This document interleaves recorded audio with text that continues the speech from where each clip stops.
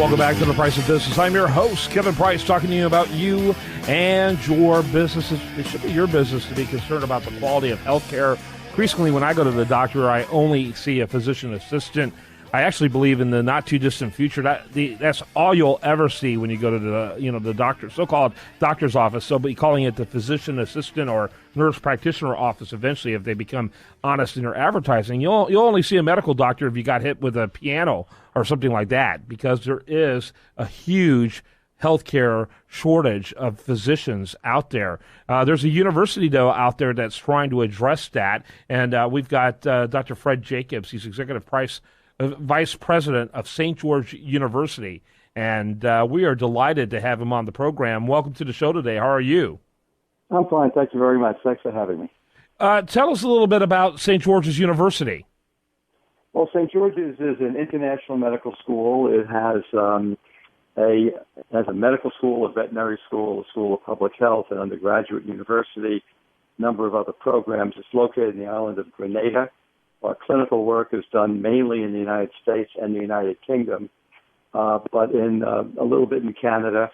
And we have one teaching hospital in Grenada itself, so we're actually in 4 countries over 8 separate time zones.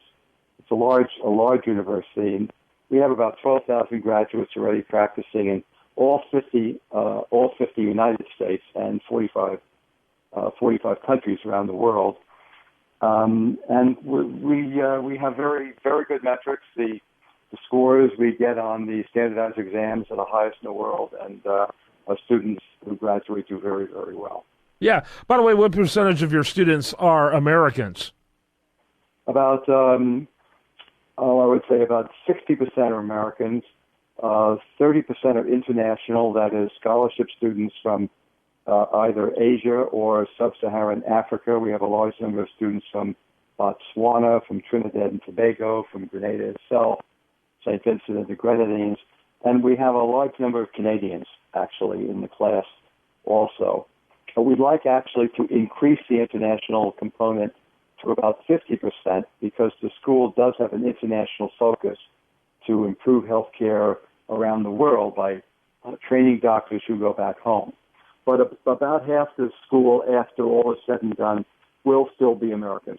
Yeah. By the way, for some, they might remember in 1983, the U.S. invasion into Grenada was an order, according to Reagan, to rescue students that was there. Things are a lot different now, a lot more stable in Grenada.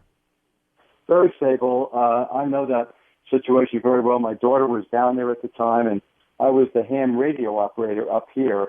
That was the only contact into Grenada, because you remember President Reagan allowed no press or media in that operation at all. Mm-hmm. So everything was coming through my radio. It was a fascinating but very, very scary time. Obviously, with your own daughter in that situation. And it's talk a little, there's a very competitive edge for your university. What is that edge? Talk about that. Well, there are a number of competitive edges. The first competitive edge for people who want to come to St. George's is that the first-time pass rate on the United States Medical Licensing Exam, Step 1, which is the first test everybody has to take. And in our school, everybody takes it. There's no pre-qualifying exam. Is 97.5%, which is higher than the American medical school average. It's very, very good. The second thing is that there are a number of special programs. I mean, you can go through school in St. George's and get an MD and a Master's of Public Health at the same time, or you can do the Master of Public Health degree separately. When they get out, last year, over 800 of our graduates got residencies in the United States, which, of course, is the largest number of students from any medical school in the world that got residencies in the U.S. Wow.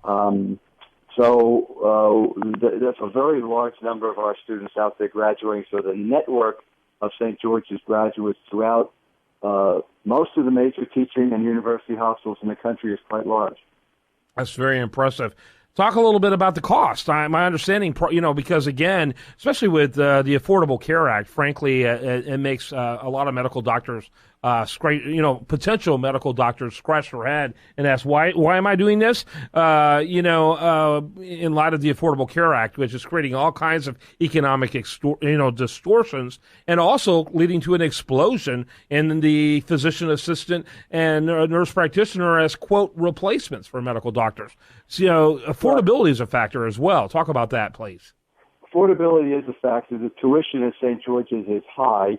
It's about the equivalent of a private U.S. medical school. It's in the neighborhood of $50,000 a year.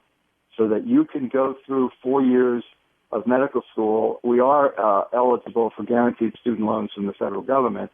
So you can come out of St. George's with $200,000 in debt.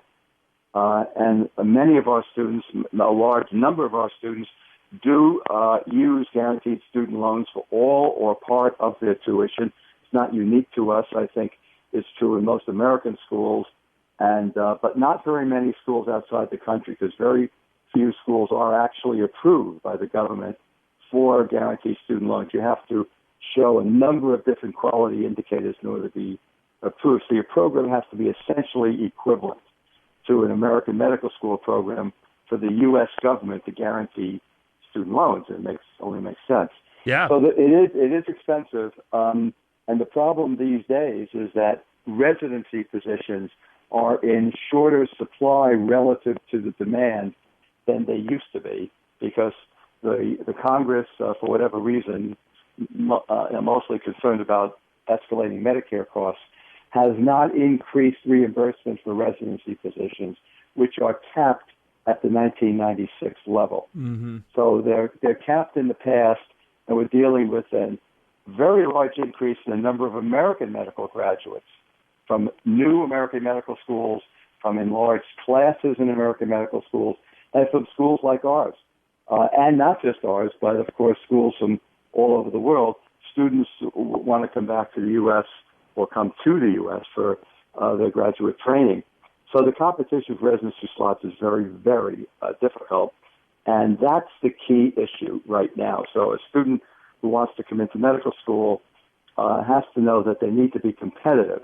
Now, as I mentioned last year, this past year, starting in July, we had about 850 of our graduates got residencies. I mean, that's a huge number. Yeah. And of course that means that our graduates are extraordinarily competitive, and they are, because they are well trained, they're smart, they do well on the test, they're very devoted and committed.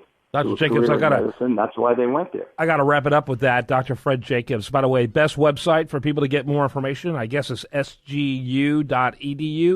Yeah, SGU, St. George's University. sgu.edu has everything you ever wanted to know about St. George's. Thanks so much. When we come back, we're going to have much more for you. I do want to remind you, best content here, it does show up over there at usdailyreview.com. Also, make sure you check out my recent interview with U.S. Senator Rand Paul. While there, more after this.